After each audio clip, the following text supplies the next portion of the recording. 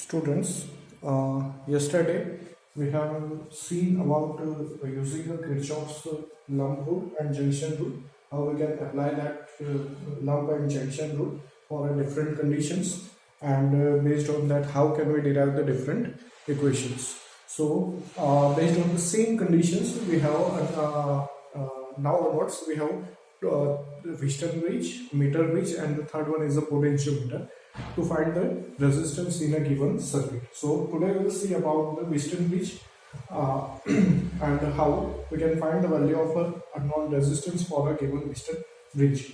So as you can see inside this figure, as the circuit diagram is shown over here. So here point A that is connected with this battery, cell of the battery. So suppose the current I that is passing from this cell to point A. So as per a junction rule, that current is divided into two portions, that is I2 and I3. Now the same current I2 that is passing to the point B. So at point B it is a junction. So current it is entering over here, and that is divided into two portions. Suppose this is here I am taking it as a I1 and I2.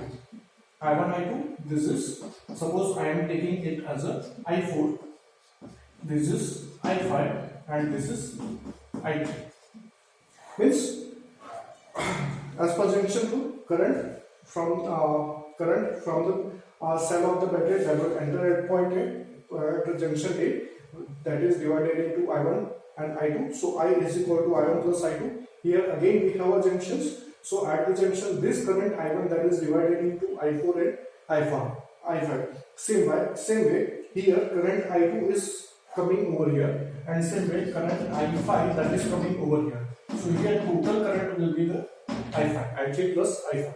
And the same, this I4 current and I3 plus I5 that meets at point C. So here finally we get current I2. So this is how we can apply junctions.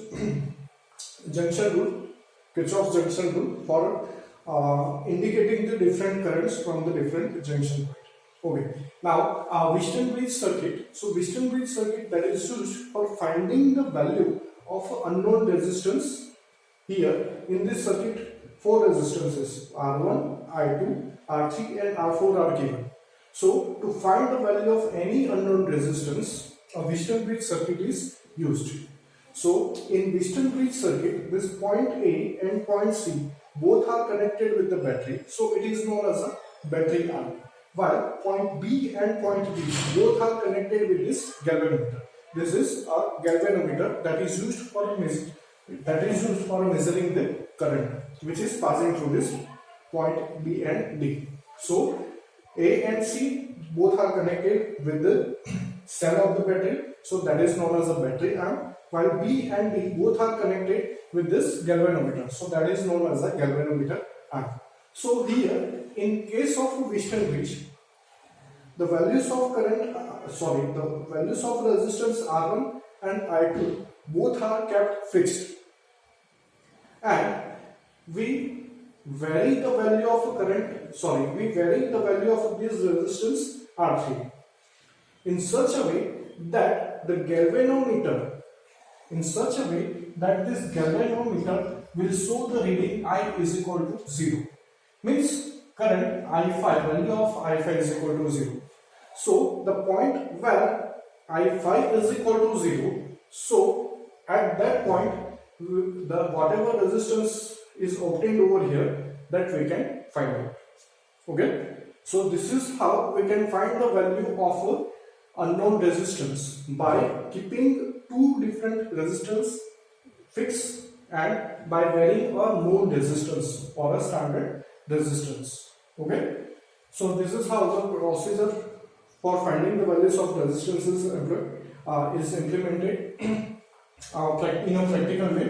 Now to find the value of R4, we have to apply some equations. So to find that equations, again we will use over here Kirchhoff's lump rule. Okay. So from Kirchhoff's loop rule. from Kirchhoff's loop rule. We apply Kirchhoff's loop rule for this circuit A, B, D, A, and also for the circuit B, C, D, B. For circuit A, B, D, A, B, D, A. Now I am making a journey through this circuit in a clockwise direction. So from A to B, here the direction of journey and the direction of flow of current through the resistor both are in the same direction. So minus I1, I2. Here the current is 0, so that balance between the circuit is okay. Now point D to A. Here this is the direction of a travel through the journey through the circuit, and this is the direction. Both are of a current through the resistor. Both are in opposite direction. So plus I2 R1 is equal to 0. So from this we can get I1 I2 is equal to I2 R1. This is equation 1. Now same way for another circuit. So for circuit B C D B, again we will go for clockwise direction. So for clockwise directions, this is the direction of a journey through the circuit, and this is the direction of a flow of a current through the resistor. So both are in the same direction. So minus I4 R4. Okay, and here this is a direction of a journey through the circuit, and this is the direction of flow of current. Here we are taking I5 is equal to 0, so we will consider only I3. So plus I3 R3 is equal to 0. So I can write I4. So I can write I4 R4 is equal to I3 R3. And as you can see, here the current I1 is passing from point A to B. So the same current I1 will pass from B to C. So that is I4 is equal to I1. Same way here I2 is equal to I3. So in place of I4, I will write I1 R4 is equal to I2 R3. So this is equation 2. So from 1 and 2, from 1 I1 upon I2 is equal to R1 upon I2. Same way here I1 upon I2 is equal to R3 upon R4. Okay. So what we get? We get unknown resistance R4 is equal to R3 into I2 upon R4. Unknown resistance R1 upon R2 is equal to R3 upon R4. Okay. So this is how we can find the values of unknown resistance using the Wheatstone bridge circuit. I have derived these equations.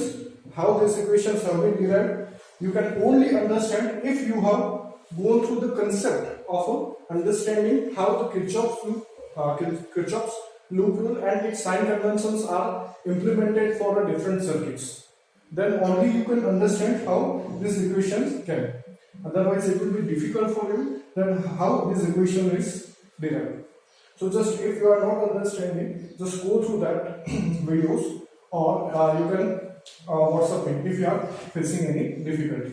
Okay. So here this is only up to Wheatstone bridge, and from the meter bridge and potentiometer that I will carry it out in your next class. Okay. Thank you.